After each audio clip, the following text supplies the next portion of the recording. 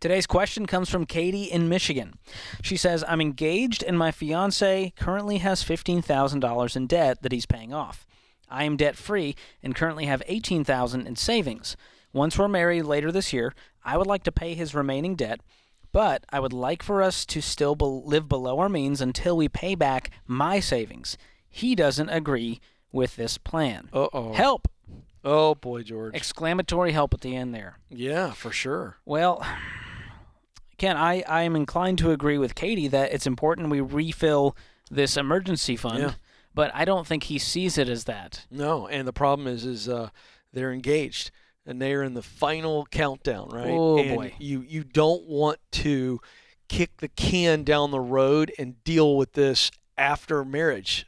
We got to find out where I feel this like financial this is value is coming from. time out. This is a emergency press conference, right? Yes. We got to sit down and hash through this. So here's what I'm thinking.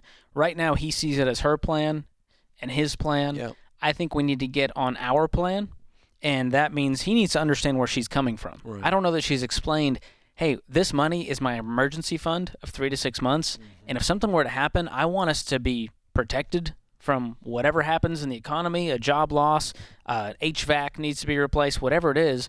We need to have the money in savings so that we don't go into debt. Yeah.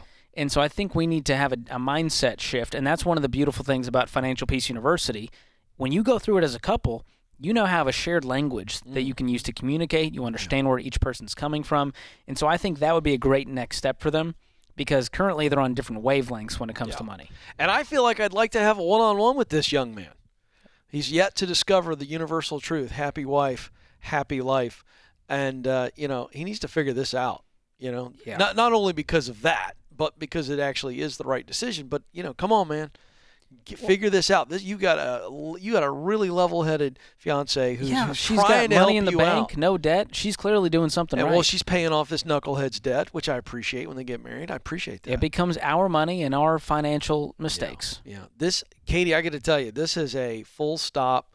We have got to dig into this. You need to know my heart on this, why I believe this, why I want you to do this, how it's important to the vision that I have for our marriage. That's the key word.